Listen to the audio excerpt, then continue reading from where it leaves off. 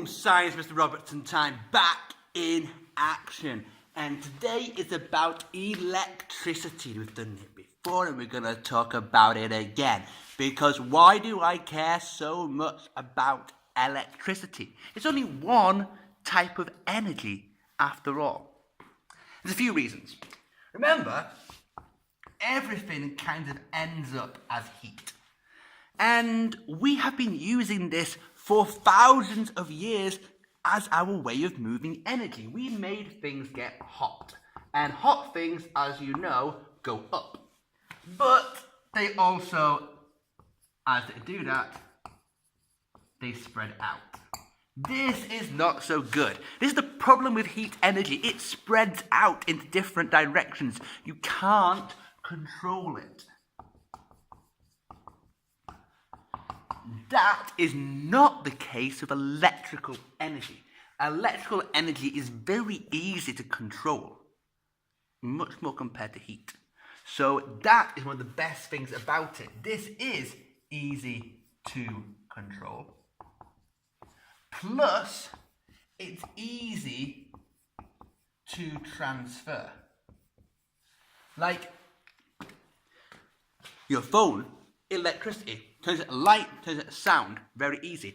Heater, electricity, turning into heat. Why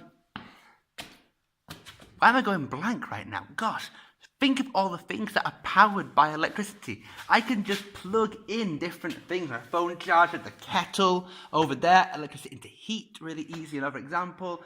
I've got my laptop charger over there. I have the microscopes going over here as well. In the lab, my lab doesn't have that many things yet, and it's still got different things doing different, needing electricity. So it is easy to transfer, change from one type of energy from electricity into many different other things. And that's why it's so important. But the thing is, heat, I can feel it. You shouldn't really feel you can feel a little bit about electricity, but, like heat, too much electricity is dangerous. It'll shock you. So you've got to be a bit careful. Now, what electricity is? Well, to explain that, I have to talk about atoms. Now, atoms you don't need to know about so much yet. But everything we have is made up of atoms, and the smallest things in atoms are called electrons. Electrons, electricity. You can see where this is going. Electrons are on the outside of atoms, and therefore they can move. And the movement of those electrons, when they move, that is electricity. Now, some atoms are really good at having lots of electrons that are like, hey, I'm doing nothing, I can move. If you are something made of metal, you have lots of easy to move electrons. That means metals are something which we call a conductor. It is really good at moving electricity. It is a conductor. Things that are not metal, plastics, woods, for example, they are what we call insulators, because they do not have the easy to move electrons. So they do not let electricity flow through them really easy. It's really, really, really hard. And that's why, let me get something over here. Let me plug this. Gosh. That's why, hey, I have plastic on the outside of this. It is an insulator. It is not letting the electricity go through. The metal does let the electricity go through. So the metal bit is a conductor, and if I open up this wire here, you will see it is metal on the inside. that's good enough for you guys. That's good enough for what electricity is. Now, what you've probably noticed is really strange about things like this is that, at least in Sweden, you have two of them. Two metal points. Why do you have two? It's because electricity, we just spoke about it. It's the movement of electrons.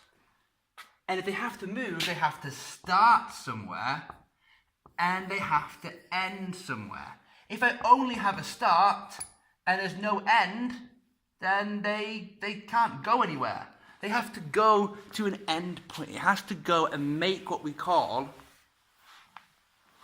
a circuit. I need an electrical circuit. The movement of electrons requires that. Now, when I draw circuits, I can do them in very simple ways.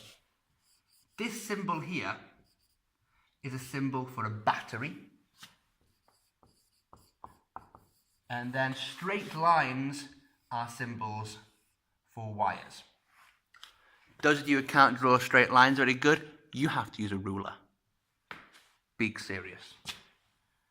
And go to the other side, and my next most famous symbol is this here. This is the symbol for a bulb, something that lights up. And this battery would light up this bulb perfectly. What I can do is put something in here called a switch. And the switch controls if it is on or off. At the moment, it's off because I do not have my circuit.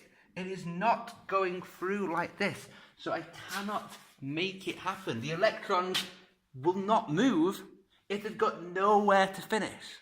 So the electrons have to have the circuit completed if they are going to move. They have to be able to go the whole way around.